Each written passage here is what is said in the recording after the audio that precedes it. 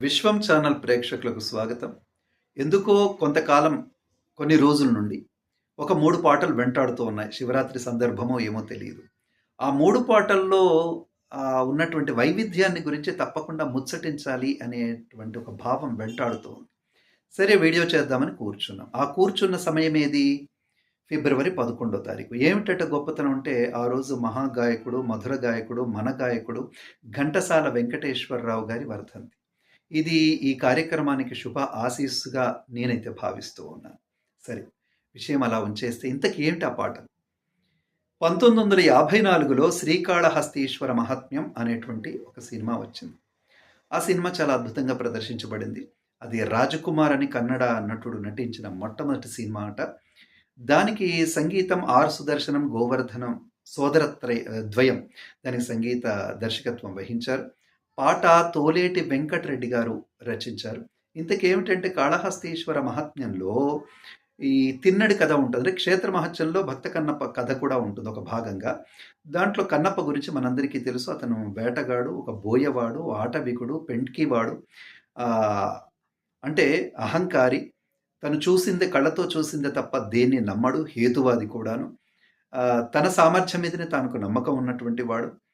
ఇట్లా అన్ని రకాలుగా ఉంటుంది. దైవాన్ని విశ్వసించని వాడు ప్రధానంగా. తన భార్యకు మంచి దైవభక్తి ఉంటుంది. ఆమె మంచి భక్తురాలు. ఆమె ప్రార్థన ఫలించిందో లేదంటే ఈయన ప్రారంధం ఫలించిందో మనకు తెలియదు.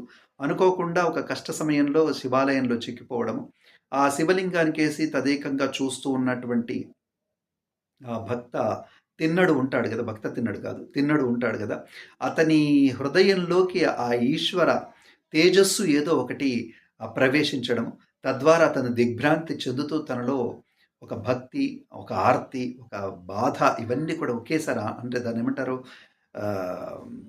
ఆనందంతో వచ్చేటువంటి భాష్పాలు ఇవన్నీ కూడా కలగలిపిన ఒక సన్నివేశంలో ఒక పాట.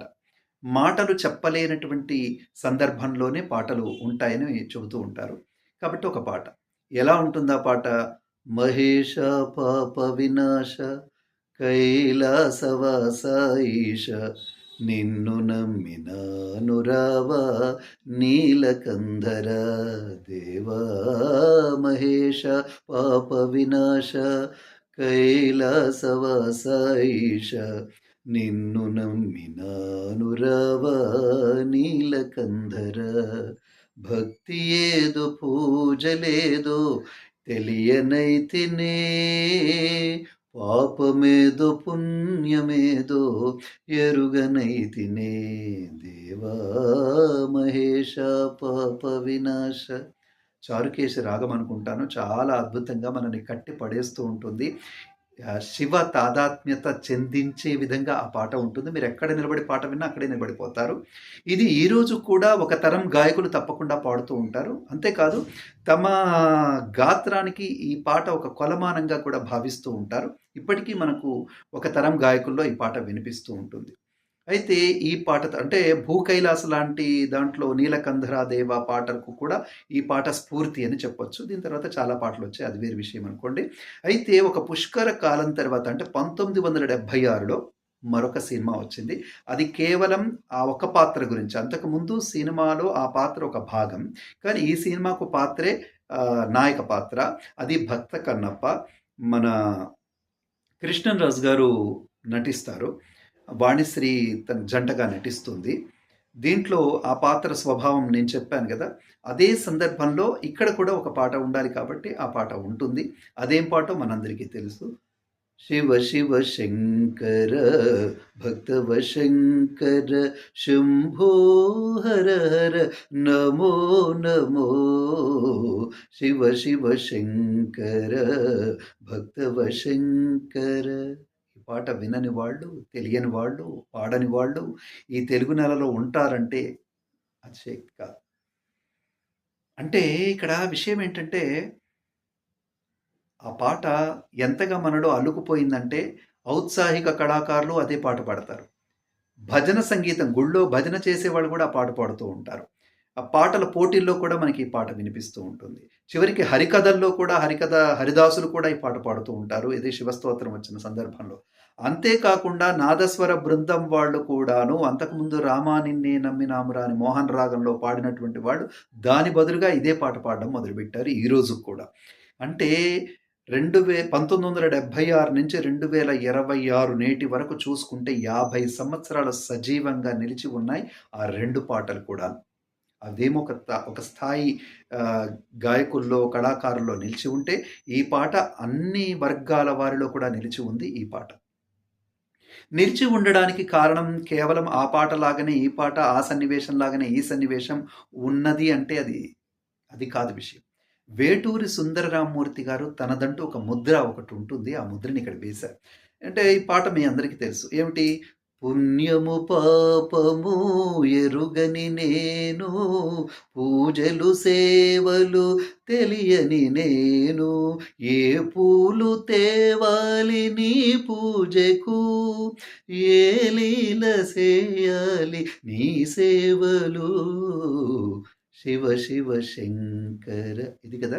ఈ మాటలన్నీ కూడా అంతకుముందున్న పాటలోని మాటలు. కొత్తది ఒక్క మాట కూడా లేదు. భక్తి ఏదో పూజ ఏదో తెలియనైతినే, పాపమేదో పుణ్యమేదో కాననైతినే.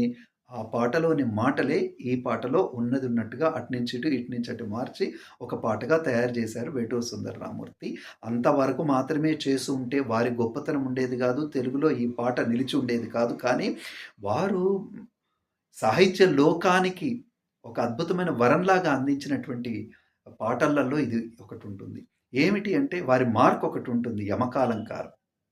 చూడండి. మారేడు నీవని ఏరేరితేనా, మారేడు దళములు నీ పూజకు. ఎంత మంచి మాట అండి. ఈ మాట వినగానే సాహితీవేత్తలందరూ అబ్బా అని తల ఊపేటంతగా. అంటే ఆ పదాన్ని మళ్ళీ మళ్ళీ ప్రయోగించడం. మారేడు నీవని ఏరేరితేనా, మారేడు దళములు నీ పూజకు. అంటే ఇక్కడ మారేడు, మారేడు అని మళ్ళీ మళ్ళీ ఉపయోగించి, మారేడు అంటే మా ప్రభువు నా దేవుడు నీవని, మారేడు దళాలు తీసుకురానా అనే మాటని మళ్ళీ మళ్ళీ ఒక యమకాలంకారం అంటారు. ఉపయోగించి తల ఊపించేశారు. అది వేటూరి సుందరరామమూర్తి గారి ముద్ర. ఏమిటి అంటే ఎట్లా అంటే, పరవశాన శిరసు గంగ, ధరకు జారెన శివగంగ గంగ గంగ అట్లా. తర్వాత మరొక చోట కూడా అచ్చెరువున విచ్చిన కన్నియలతోడ అని అచ్చెరువున అదే మాటను మళ్ళీ ఉపయోగిస్తారు. తర్వాత కాస్తందుకో దరఖాస్తందుకో, ఇట్లా వారి బాణి, వారి ముద్ర ఒకటి ఉంటుంది. ఇలా మనకు అందించినటువంటి అద్భుతమైనటువంటి మణిపూసలు కొన్ని ఉన్నాయి. దాంట్లో ఈ పాట చేరిపోయింది.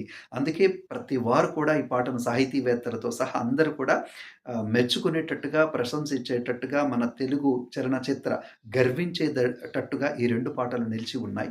అదేవిధంగా 2025లో మరొకటి సినిమా అదే పాత్రతో వచ్చింది. అది కన్నప్ప. దాంట్లో మళ్ళీ అదే సన్నివేశం, అదే కన్నప్ప, అదే భక్తుడుగా మారినప్పుడు మళ్ళొక పాట ఉంటుంది. ఆ పాట రామజోగయ్య శాస్త్రి గారు రాశారు. వారు అంటే ఈ సందర్భంగా చాలా తేలికైనటువంటి పదాలతో, ఆ పాత వాసనలేవి తగలకుండా, పాత భావాలేవి మళ్ళీ మళ్ళీ మళ్ళీ రాకుండా, చరవణం కాకుండా, అలా అని అసలే కాకుండా లేకుండా, ఏమిటో పదాలను వేస్తూ వేస్తూ చక్కగా చేశారు. ఆ పాట ఏంటంటే, తెలివి కన్ను తెరుసుకుందయ్య శివలింగామయ్య, మనసు నిన్ను తెలుసుకుందయ్య, కన్ను మిన్ను కానరాక జరిగిపోయే పాత బతుకు, ఉన్న నిన్ను లెవ్వనుకుంటా మెడిసి పడితే ఇంతవరకు. అసలు ఈ పల్లవిలోనే తెలివి కన్ను, ఆ మాటే చాలా గొప్పదండి. లోపల ఉన్నటువంటి అంతర్జ్యోతి.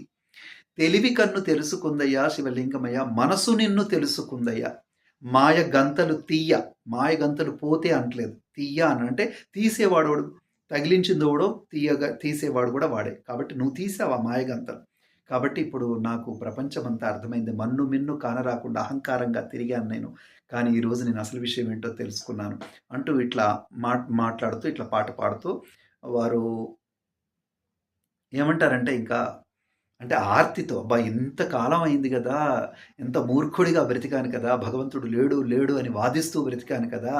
అని కాస్త ముందు కనపడుంటే కాడు మల్లయ్య, ఆస్తిపాస్తులన్నీ నీకు కరిగిపోతాయా? ఏమైనా నీకు న్యాయంగుందా?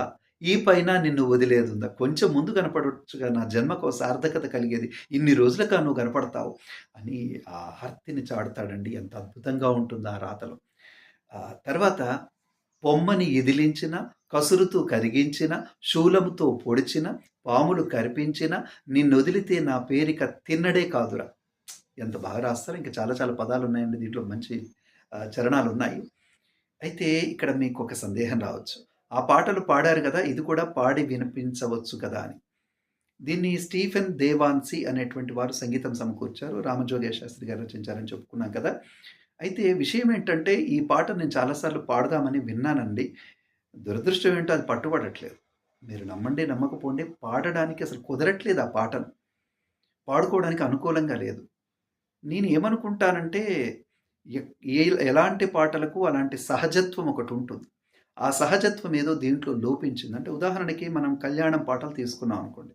ఏ సీతారామ కళ్యాణమో లేదా మన ఏదైనా ఒక పెళ్లి పాట తీసుకుంటే, ఆ పెళ్లి పాటలకు కొన్ని రాగాలు, కొన్ని విధానాలు ఉంటాయి. ఉదాహరణకి ఆనంద భైరవి రాగమో, శ్రీ రాగమో, మధ్యమావతి రాగమో తీసుకొని పెళ్లి పాటలు సమకూరిస్తే వినడానికి చాలా సొంపుగా, అందంగా ఉంటుంది. నాదస్వరం తప్పకుండా ఉండాలి దాని వెనకాల ఇట్లా. అలా కాకుండా ఏ గుజరాతీ పద్ధతిలోనో, అస్సామీ పద్ధతిలో అంటే వాళ్ళకి కూడా పెళ్ళుంటాయి, అక్కడ కూడా పాటలుంటాయి. కానీ ఆ పద్ధతిలో మన పాటల్ని గనక మనం చేసామనుకోండి, అది పెళ్లి పాటలాగా అనిపించదు. అదే విధంగా మరి వీరి గురించి నాకు తెలీదు. సంగీత దర్శకుల గురించి స్టీఫెన్ దేవాన్సీ గురించయితే నాకు తెలియదు. వారు అసలు తెలుగువారేనా కాదా? తెలుగు పాటలకు గతంలో సంగీతం సమకూర్చారా? ఎలాంటి పాటలు చేశారైతే నాకు తెలీదు. ఈ పాటలో సంగీతానికి సంబంధించిన గొప్పతనం మనకు కనిపించదు. ముఖ్యంగా పాట మొత్తం దొర్లిపోతూ ఉంటుంది. గబగబ గబా ఏదో రైమ్స్ అప్పచెప్పినట్టుగా. నేను మీకు ఇన్ని మాటలు చెప్తే అబ్బా! ఎంత గొప్పగా ఉందనిపిస్తోంది కదా!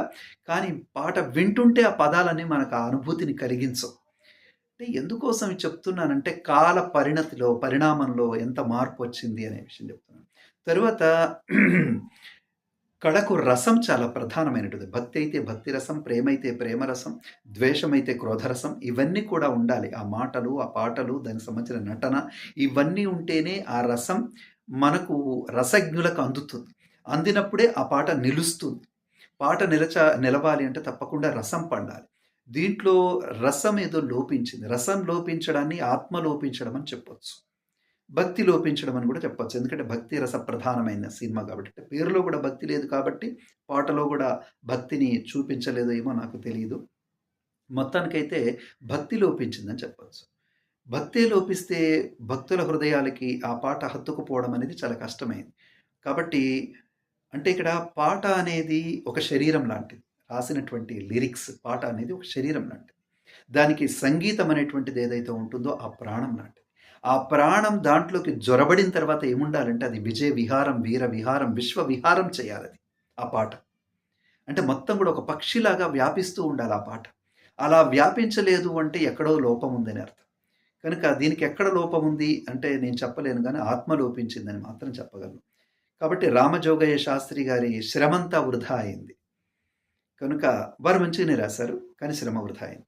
అంటే ఎందుకు చెప్తున్నానంటే ముందు ముందు మనం తీయబోయే భక్తి సినిమాలకు కానీ, ఇలాంటి వాటికి తప్పకుండా ఈ 3 పాటలు ముందర పెట్టుకుంటే, మనం ఎలా కొన్ని విషయాల్ని మినహాయించొచ్చు. అంటే 'శివ శివ శంకర' పాట వరకే కొన్ని విషయాల్ని మినహాయించే రాశారు.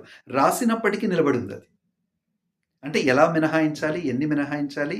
ఏవి కొత్త కళలు అద్దాలి? ఆధునికత ఎలా సమకూర్చాలి? అది కూడా ఒక గొప్ప పరిజ్ఞానమే. ఆ పరిజ్ఞానంతో వేటూరి సుందరరామూర్తి గారు రాయడము, సత్యం సంగీతం సమకూర్చడం, బాపు గారు దాన్ని దృశ్యీకరణం చేయడం. కాబట్టి అది ఇంకా మన హృదయాల్లో నిలిచి ఉంది. ఎంత నిలిచి ఉంది అంటే పాతది ఒకటి 'భక్త కన్నప్ప' సినిమా ఉన్నట్టే మనకు తెలియనంతగా నిలిచి ఉంది. ఇది తొందరగా మాయమవ్వడానికి కారణం ఏమిటంటే ఆ రకమైనటువంటి భక్తి రస ప్రధానం అందరి హృదయాల్లో పండలేదు. అందరూ అంటే తీస్తున్నటువంటి బృందం టీమ్‌లో పండలేదు. కాబట్టి అది బయటికి మనందరికీ అందలేదు. కనుక ఇది ఒక గొప్ప పాఠంగా నిలిచి ఉంటాయి ఈ 3 పాటలు.